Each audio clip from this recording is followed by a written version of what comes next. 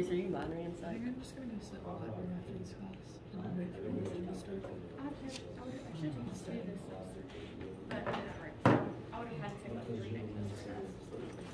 Good morning, everyone.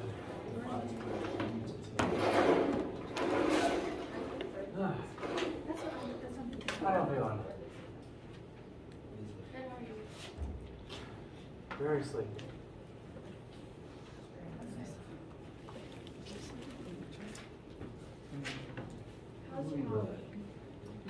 Halloween was nice. I didn't get a whole lot of rest around Halloween. Same.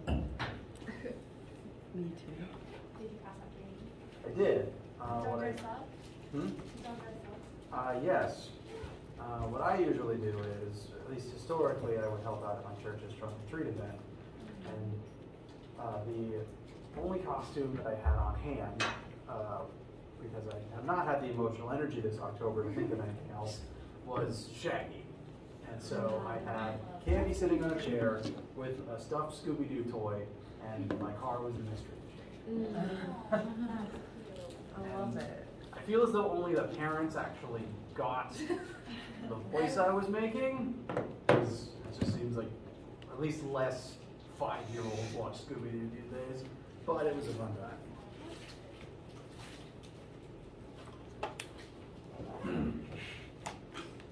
Unfortunately, well, that was quite fun. The rest of the weekend wasn't quite as restful, because Saturday I was helping my sister-in-law do yard work, which was good, just not restful.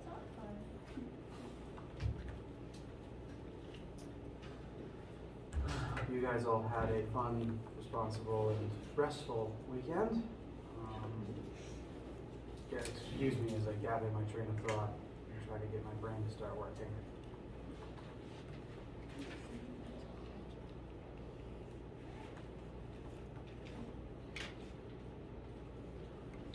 Welcome to November.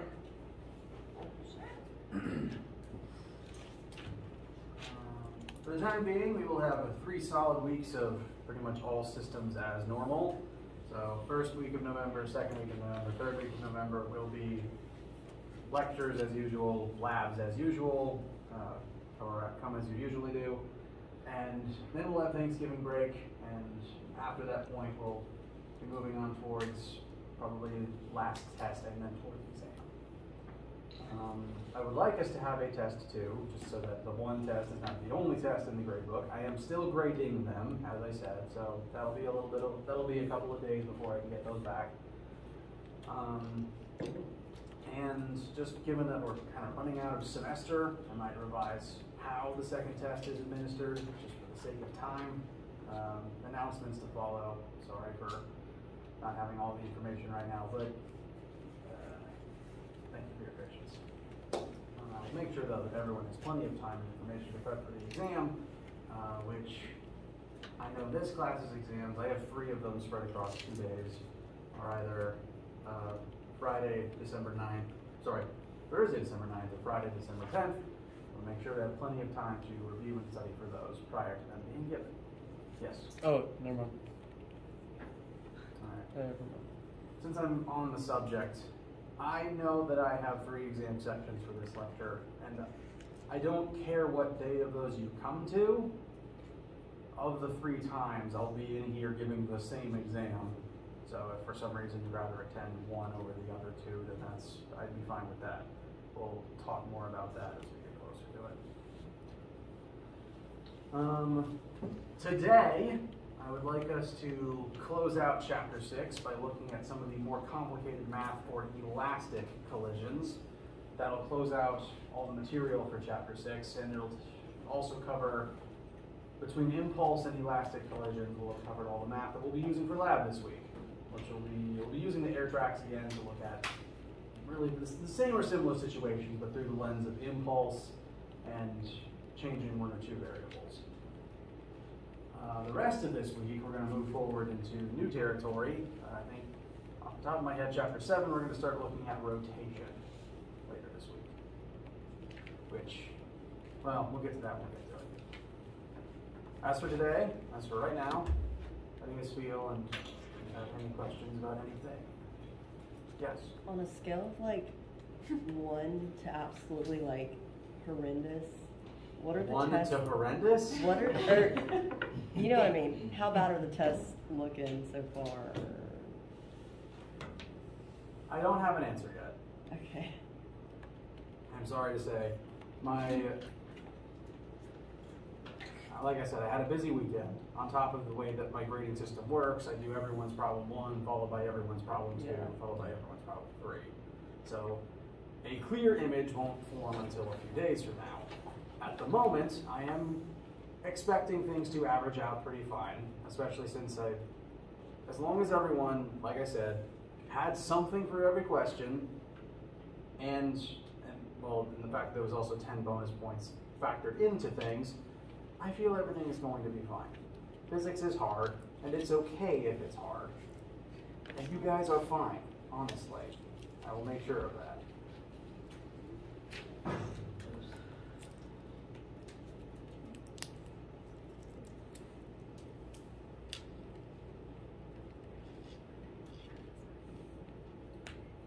Any other questions?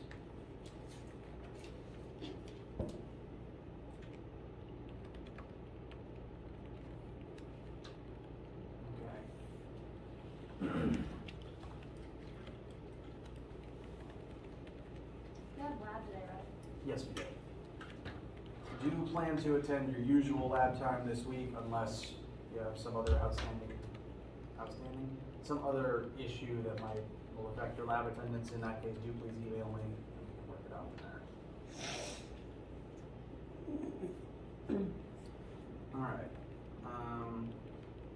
Later this week, we'll probably spend some time giving the test back, helping everyone understand exactly what each question was and where all the points in it are, or where all the points came from.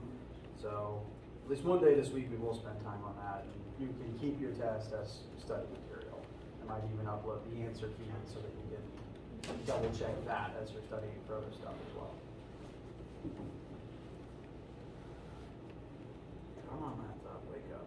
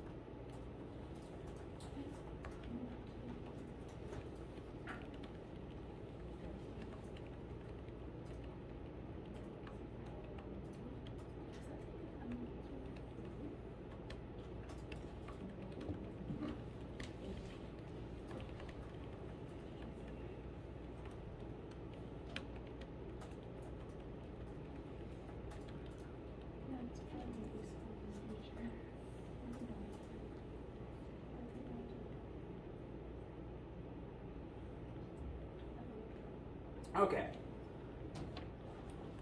Once my computer stops trying to update itself.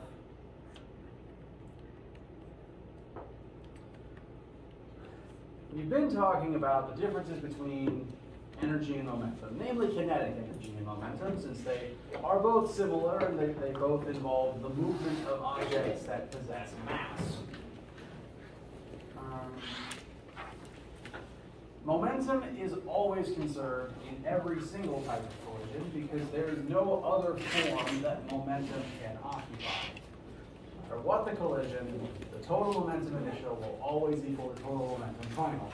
You might get some weird situations where you have 0 initial momentum and therefore 0 final momentum, but that is a result of the fact that positive and negative momentums will cancel out. But the rule of total momentum initial equals total momentum final will always hold true.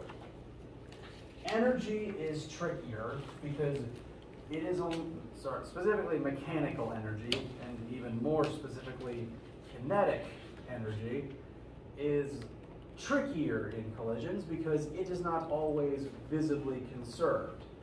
The energy can't be destroyed, so it has to go somewhere, but momentum only has one state it can occupy, so you can always see and measure and calculate momentums before and after the collision. If the momentum existed before, it must exist after, and you can do the math to see exactly where it went. Bless you. Thank you. Energy, however, can go in lots and lots of other different places, depending on what objects are involved, how much friction there is, how loud the crash was, etc. Energy, with all of its different forms, there's a lot of different things taking energy out of a collision. And so, very rarely does a collision maintain 100% of its kinetic energy. The only situation in which 100% of kinetic energy can be visibly conserved in a collision is if that collision is perfectly elastic. It means it would have to involve very specific objects that are themselves very elastic, and the collision would have to happen in certain situations in certain amounts of time. In real life, like how we can never really get rid of friction and it's always going to mess up our questions, in real life, no collision is ever going to be perfectly 100% elastic because, you know, friction and all those things getting in the way. Even the air gets in the way. But the more elastic a collision is, the more of its kinetic energy it holds on to. And the more chaotic the collision ends up as a result of that fact. More elastic collisions, as we saw in lab, tend to involve more objects bouncing off of each other in occasionally different directions, and things end up moving at a higher speed afterwards as a result. I misplaced my ping pong ball. Oh dear. Anyway. The more elastic the collision, the more of the energy is conserved. And we are going to, when I tell you that a collision is elastic in question, we're going to assume that it is perfectly elastic for the sake of our sanity. Because if it's not perfectly elastic, you will lose some of your kinetic energy. So most of our math, most of our labs, most of our questions, if a question says that something is elastic, we're going to assume that it's perfectly elastic. What this means for our math is that for collision type questions, and with our definition of a collision, that's any time two objects interact to exchange momentum and energy. That can also include starting at rest and exploding outwards.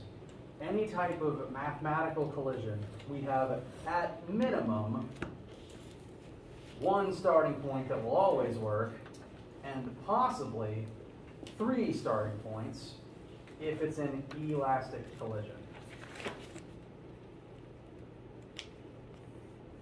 This statement up here, momentum initial equals momentum final, will always be true for every single situation ever. So, frankly, when in doubt on a question, writing this is not a bad place to start. It only really works for collisions, but that's where it's meant to work, but it is a starting place that will always work for collision questions. And you know what?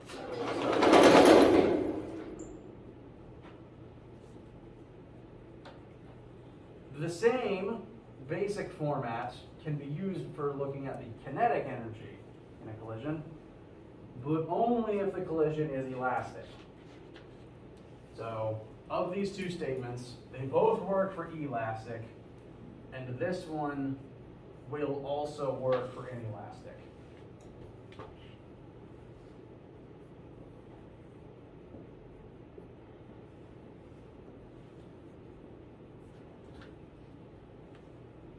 In fact, most of the collisions we've been looking at recently have been inelastic, which is why I tend to use this as the more universal starting point, because this will always work. But we can apply the same logic to kinetic energy for elastic collisions. If you remember lab a few weeks ago where we were colliding the carts, the elastic collisions were the ones with the rubber bands. And in those collisions, the carts tended to bounce off of each other and sometimes even start moving backwards as a result. So those collisions inherently had more energy in them because the kinetic energy was conserved. So, whenever we're working a question, I will make sure that it says what type of collision it is. If it's elastic, either of these starting points work. If it's inelastic, only this starting point works. Now, elastic collisions, due to them inherently being more chaotic, tend to involve some more lines of math. They will tend, because there's two starting points, and because it's occasionally unknown exactly how fast all objects will be moving after an elastic collision, we tend to need both starting points, because the problems are typically going to lead to a situation of two equations and two unknowns. But some very smart people, knowing this, looking at the formulas, have figured out how to simplify this equation, which, if there's a lot of objects with lots of different kinetic energies, can get pretty complicated pretty fast, especially since the velocity term is squared in the kinetic energy formula. This starting point can get kind of complicated after a while. So very smart people looked at this, did some math, and simplified it to this statement. If you have two objects involved in an elastic collision, and that collision is only one-dimensional, meaning that the objects are only ever moving forwards or backwards in a single line. This won't work for situations like a pool game where objects start scattering in 2 dimensions. So this second formula won't work for a pool game scenario, but it will work if things are only moving forwards and backwards. But that's the only type of question I expected of you. If you have two objects involved in a one-dimensional collision, this formula, which is a derivative of the kinetic energy formula, is an equally valid and probably simpler starting point. What this formula says is, for two objects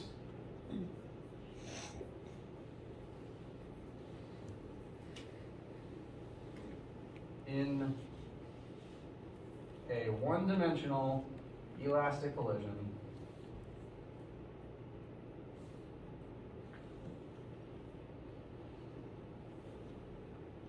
your initial side says that the velocity initial of your first object minus the initial velocity of your second object will be equal to the velocity of your second object after the collision minus the velocity of your first object after the collision.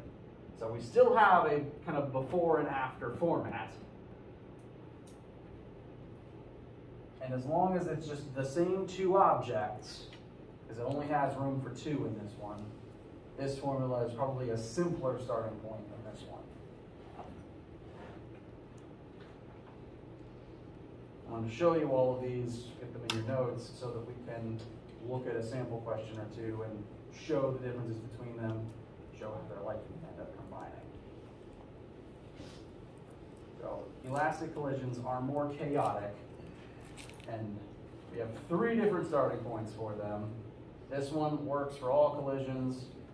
This one works for only elastic collisions. This one works for only 2-object, one-dimensional elastic collisions. So it's the most specific of the 3. Questions so far? Okay.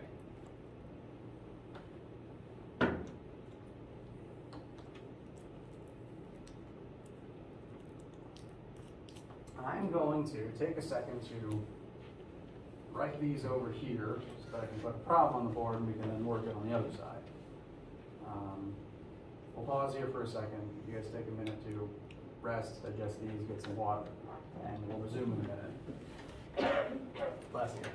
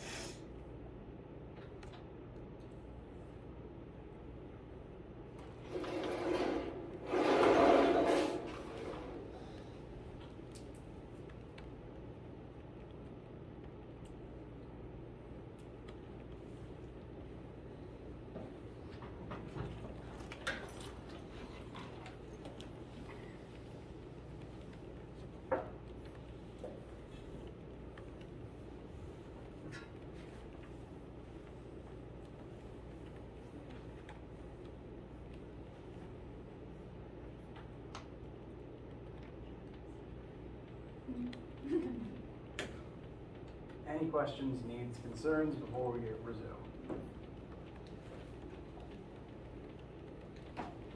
All right. So, there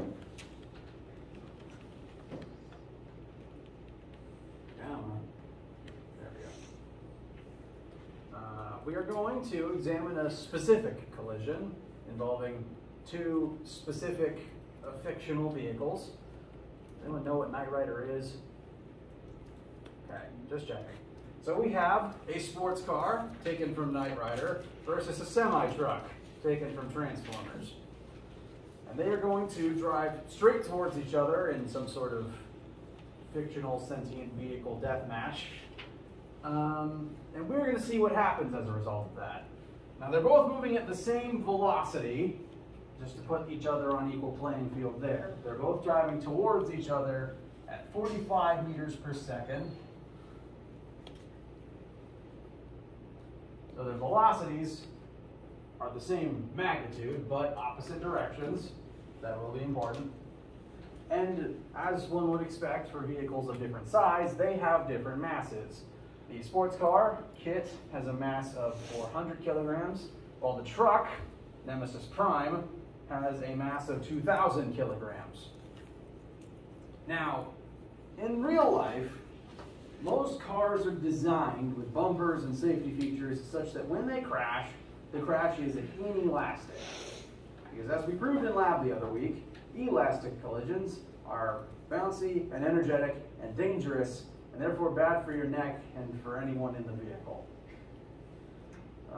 So keeping in quick, before we work anything else, if these were two normal vehicles involved in a normal inelastic collision, what would you expect to happen in this type of situation where they drove straight at each other?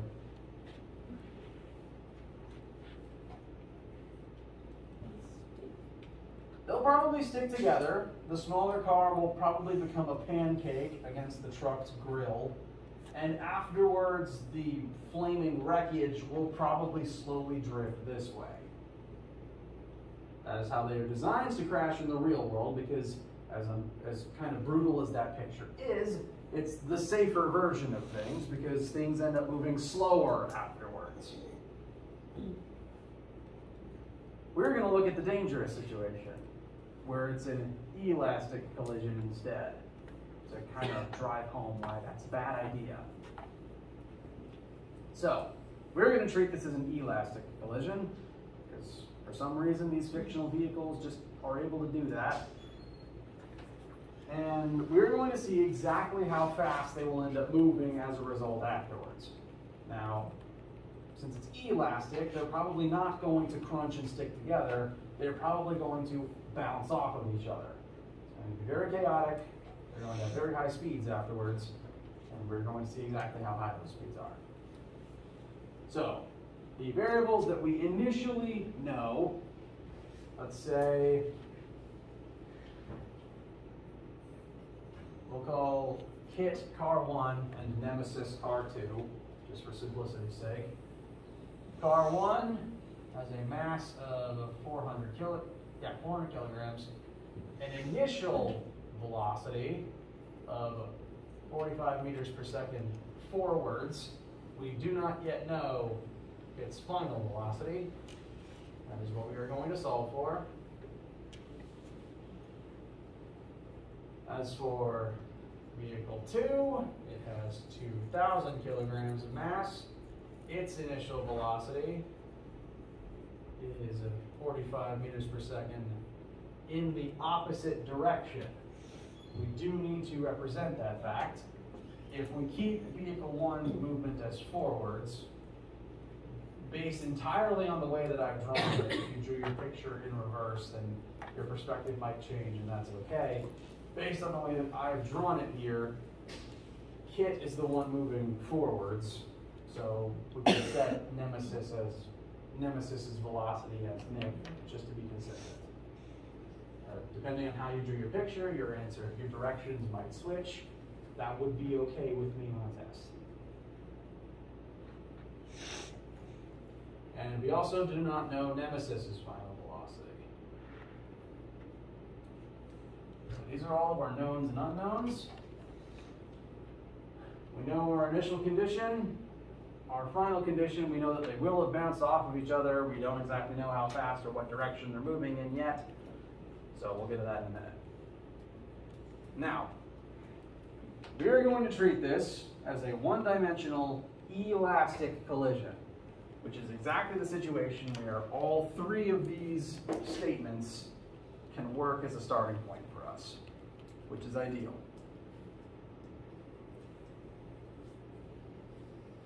I'm going to recommend that we start at the same starting point we would usually use, the one that we'll use for every situation, the momentum statement.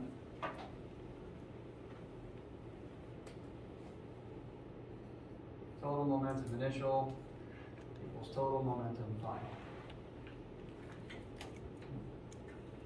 Excuse me.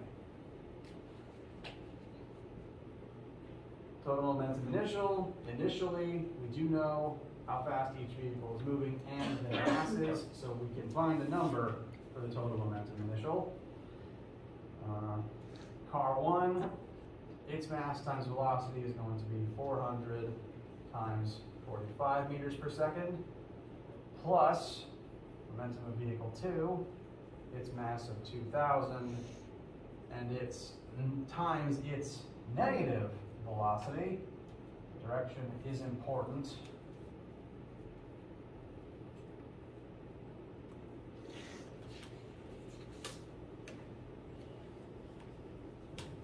And then on the right side, we will have the same two objects moving at unknown final velocities.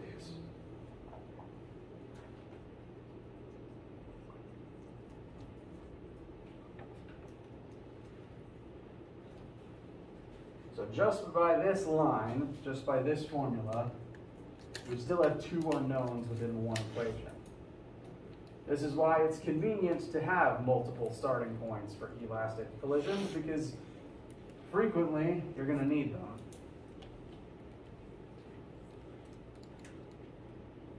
Isn't it supposed to be to have? It is, thank you. Thank you very much for catching that.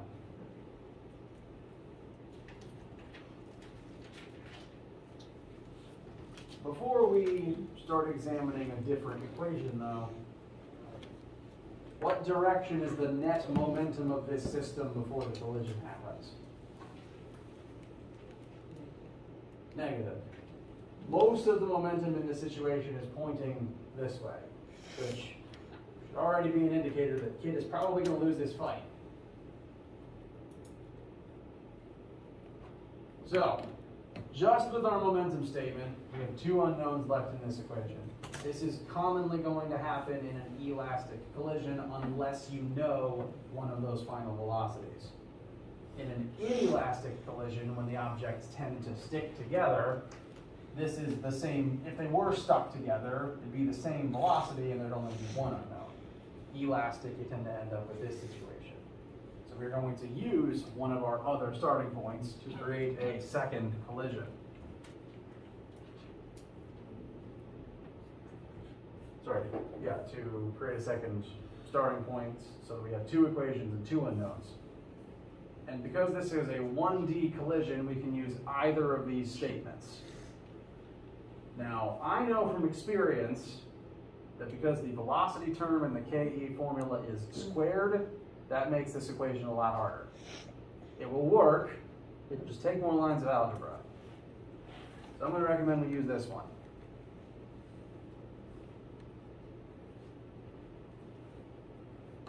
I use a different color in the second formula. V1 initial minus V2 initial will equal V2 final minus V1 final. We only know two of those four things, and so the left side is going to become 45 minus negative 45. Oh yeah, they have the same final, they have the same initial velocity. Equals V2F minus V1F.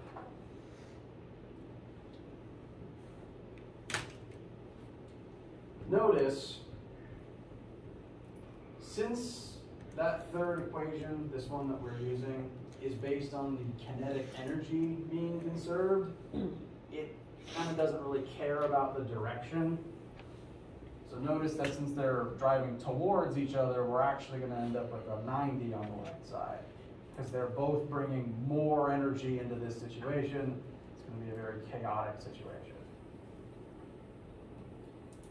So we now have two equations and two unknowns. We can simplify this one by another line though. 90 equals V2F minus V1F. We can also simplify this by one more line if we want to. I'm actually going to recommend that. I might actually be able to simplify this a little more. This whole left side we can turn into one number. So let's do that before we start combining equations. I don't know what that number is, but it's going to be pretty big. Thank you very much.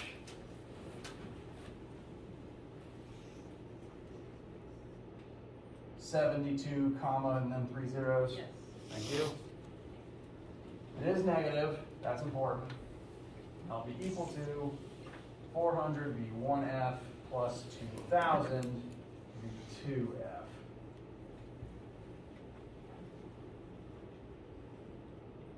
We can actually simplify this a little more before we start trying to combine, because the entire left side has a common, the entire right side has a common denominator. We can pull a 400 out of both of these terms, which if we divide every single thing here by 400, will just mean that all the numbers are smaller and we don't have to write as many zeros. So, worth keeping in mind as you do any of these questions. So, I do need my calculator for this part. I'd like to see the numbers in front of me.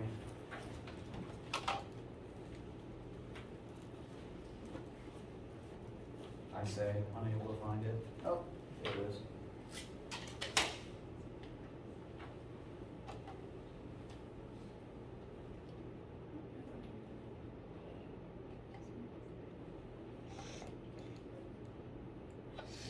Okay. So what I'm recommending is dividing the entire equation, both sides, by 400. And by my math, when we do that, the whole thing will reduce down to negative 180 equals V1F plus 5 times V2F. Does anyone disagree?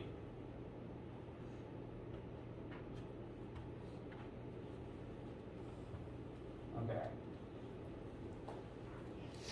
This is just my attempt to try to simplify it a little bit, since I created a situation with very big numbers. So, we now have each of our two equations as simplified as we can make them, reasonably. And now we need to combine them to solve for one of the two numbers, one of the two unknowns. In kinetic energy and momentum collisions, the numbers can get pretty big if you're dealing with large masses or large velocities, so it is worth simplifying as much as you can before you start trying to combine.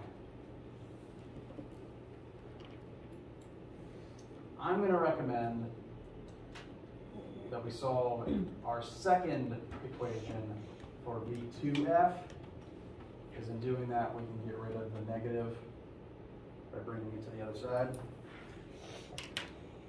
So we can turn this into, we're just in two equations, two unknowns territory right now.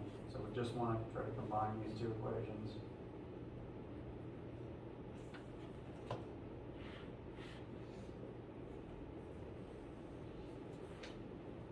If we add V1F to both sides, we can solve for V2F and get rid of the negative at the same time, which is nice.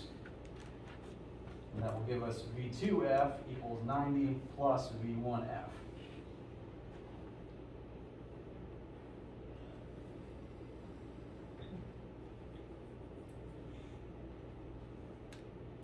Now take that, bring it into the other equation.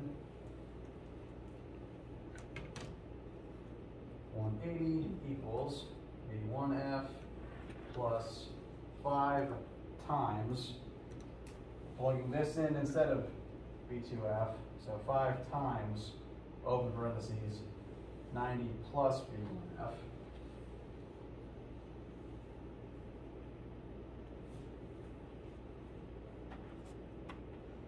Questions about getting to this line? All right. I recommend distributing the 5 in to get rid of the parentheses. Negative 180 equals V1F plus 5 times 90 is 450. Thank you. Plus 5 times V1F will just be 5 V1F. We now have one unknown remaining. We need to rearrange a few things and solve for V1F. The two V1F terms can add up to just 6 times V1F. Meanwhile, we're going to have to subtract the positive 450 over to the other side. So left is going to become an even bigger negative number.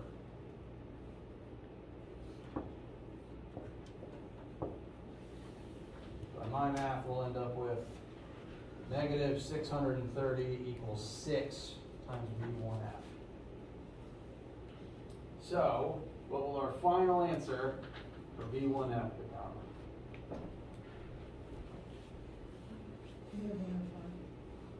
Negative 105 meters per second. The negative is important. It tells us that since we set forwards, Kit's initial direction is positive, Kit is going to bounce backwards at about 3 times as much velocity as he originally had. He loses this fight.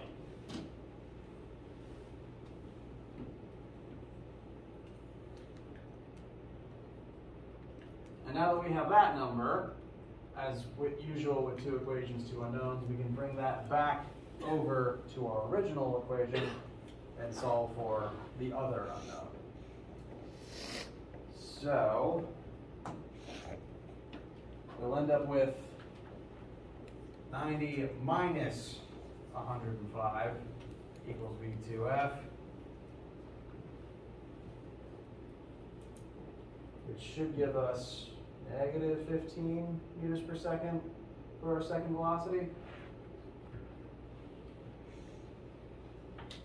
So, the aftermath of this whole interaction is vehicle 1 is going to get thrown backwards at ludicrous speed, while vehicle 2 is going to drift forwards at 1/3 the speed. Sorry. Well, drift forwards in the same direction at 1/3 of its original speed.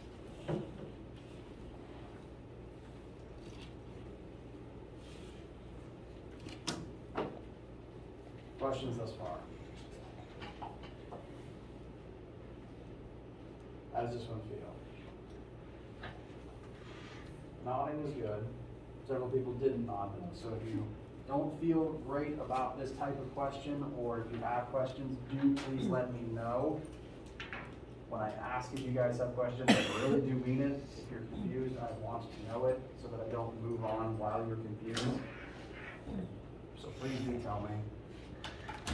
We are nearing the end of lecture, so I don't want to keep you. I do want to ask, I have one more question, which I will just make a concept question rather than doing the math at the end of class. What do you think the comparative impulse of the 2 vehicles will be compared to one another?